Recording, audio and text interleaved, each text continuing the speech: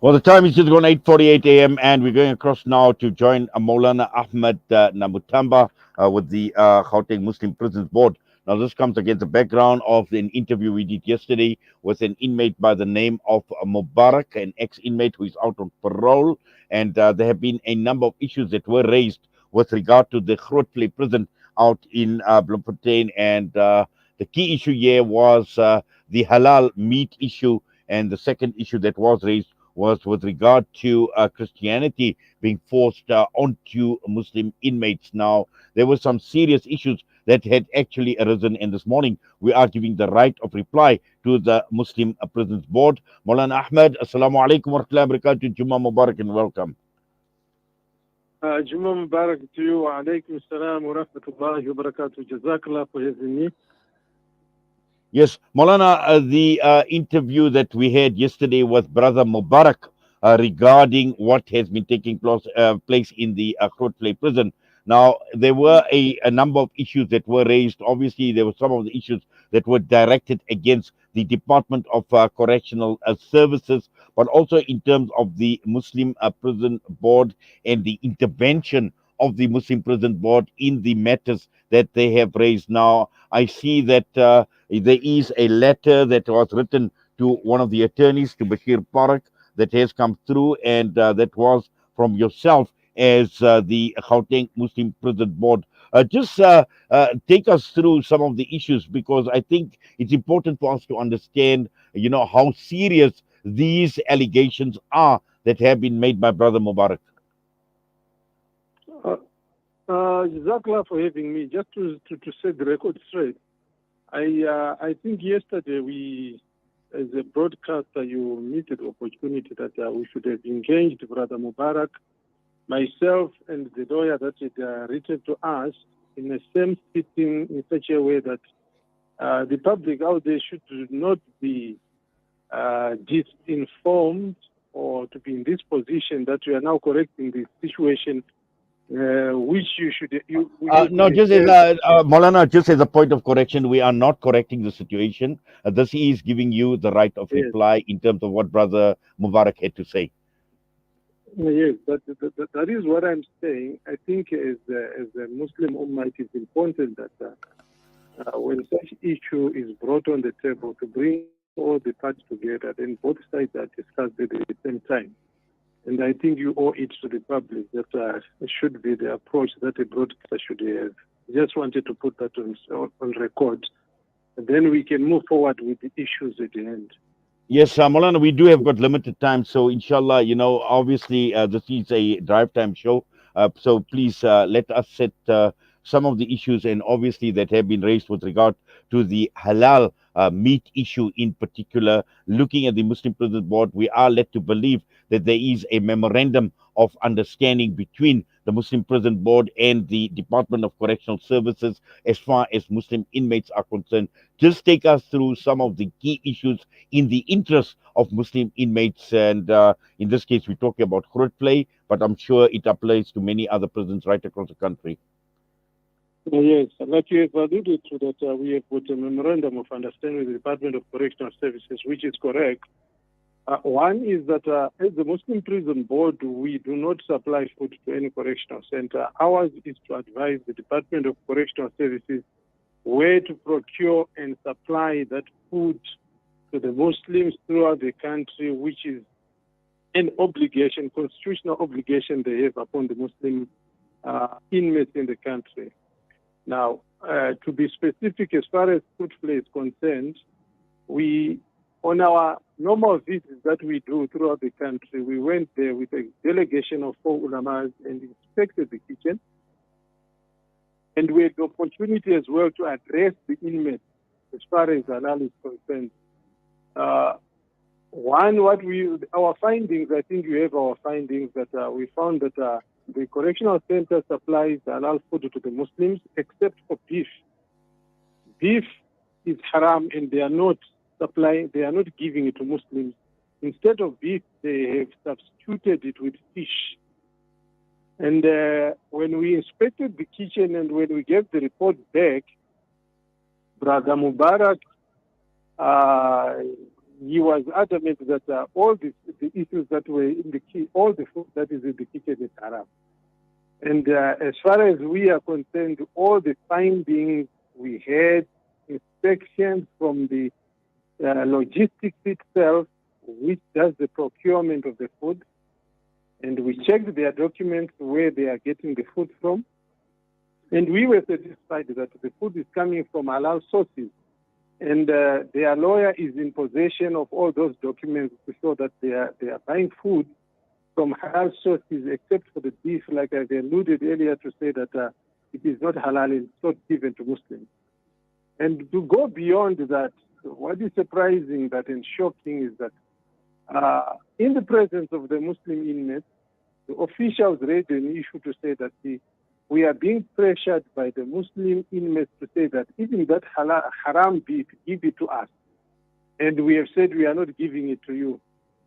So for Mubarak to come back to say that there is no halal food in the correctional center, it's not true.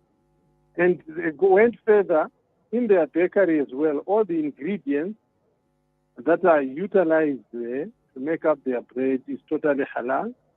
And the issue that was brought before you, I think, through the lawyer, it was through the Majlis, with due respect to the Majlis, is that for them, they don't recognize any halal body in the country. They say they are not halal, all of them.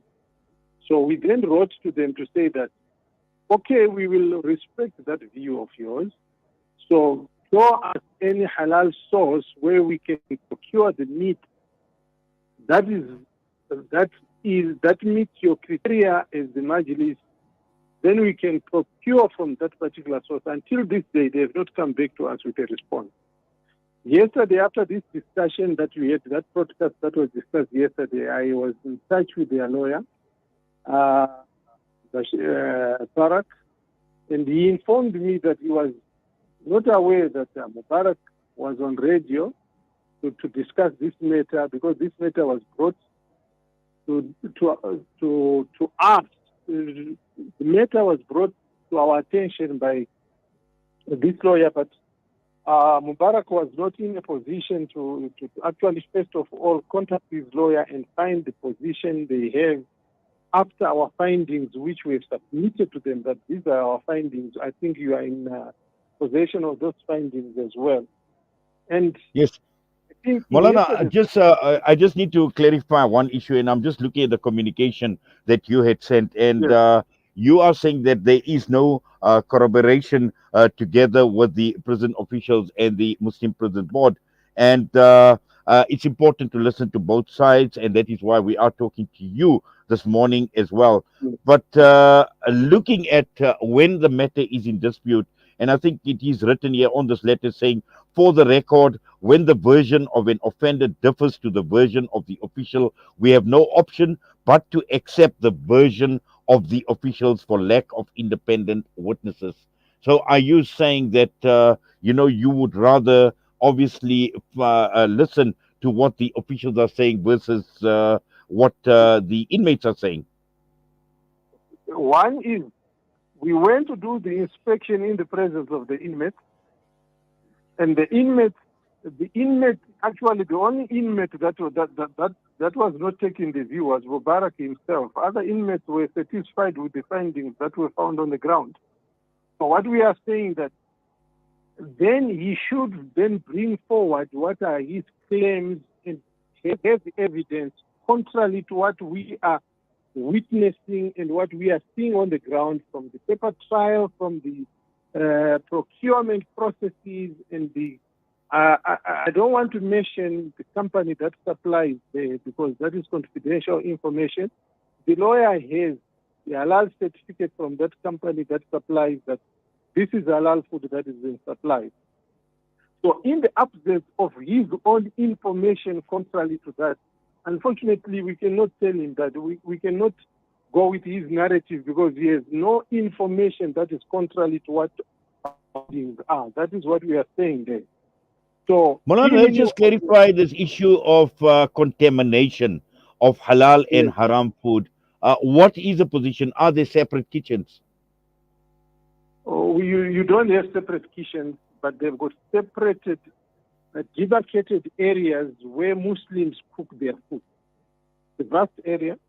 And by the way, the kitchen is very clean. It's one of the cleanest kitchens I've seen in the country as far as correctional services is concerned. One, they will have separate pots that they have. And they are, to make matters worse, in this case, they went to the extent of having a demarcated or actually a dedicated freezer that they put Muslim meat in that particular freezer. So there is no contamination there. And one thing we must understand is that as far as halal is concerned, halal will always remain a challenge for a Muslim, whether in a correctional center or outside. In the sense that that's why we have spiritual workers, the imams that go inside to continuously check on the happenings in the kitchen and correct if there is any issue that has happened, because things do change. And the Muslim Prison Board has gone a step further to say that we have asked the Department of Correctional Services to give us time to actually train the officials. We are training them how to procure halal until it is consumed by an inmate and not to contaminate this whole chain. So that we have been doing, and we are doing this throughout the country. And for someone to say that there is nothing being done is totally a lie. And playing victimhood, for what reasons, I don't know why he's doing that. All right. And even with the evidence that he was shown that everything here is halal except for the beef which you are not eating, and we then recommended particular suppliers that they can buy from, which are halal for the beef. But the challenge we are facing in this matter is that the Majlis does not accept any halal board in this country. They say all the halal bodies are haram. So we are waiting for them to show us where we can buy halal meat, which meets their criteria for that particular constituent of theirs, which is in Groenvlei. Then we can go and we can recommend to the Department of Correctional Services to go and buy. So we are still waiting for them to respond to us. But Well, Maulana, Jazakallah for that. Unfortunately, time has basically run out, and this is not something we obviously going to end with here. You've raised a number of issues, and also the most important thing is to provide clarity from the Muslim Prison Board perspective as well. And Jazakallah for that and providing the clarity. Obviously, we will definitely follow up on a number of other issues, but unfortunately, time is of the essence, and hopefully, at some point in time, we will try and endeavor. Just to add to that, well, quickly, I've spoken to their lawyer. He was supposed to come on radio today, but he told me that I concur with what you are saying, and unfortunately, I can't be on radio because the Majlis doesn't allow them to be on radio. So, I wanted him as well to be today in this discussion. Well, inshallah, we'll see what we can do going ahead, but it is something that we definitely will follow up. And I know we're not going to be doing justice to this discussion in the few minutes that we've had. And at the same time, hopefully, at some point in time, even get yourself and Brother Mubarak around the same platform as well. But for now, have yourself a wonderful Jummah. Assalamu alaikum wa rahmatullahi wa barakatuh. Wa alaikum assalam wa rahmatullahi wa barakatuh. Jazakallah for the opportunity, and may Allah guide us all and make it easy for everyone, and enjoy your Jummah, inshallah. Ameen, thumma ameen, Maulana. Assalamu alaikum. Wa alaikum assalam. Well, that was Maulana Ahmed Namu Tamba with us, Muslim Prisons Board. We're going to go for a break. We still have got Jummah Inspirations coming up, and we've got Jummah Inspirations coming through this morning from the Jamiatul Ulama, KwaZulu-Natal, inshallah. So that's immediately after this.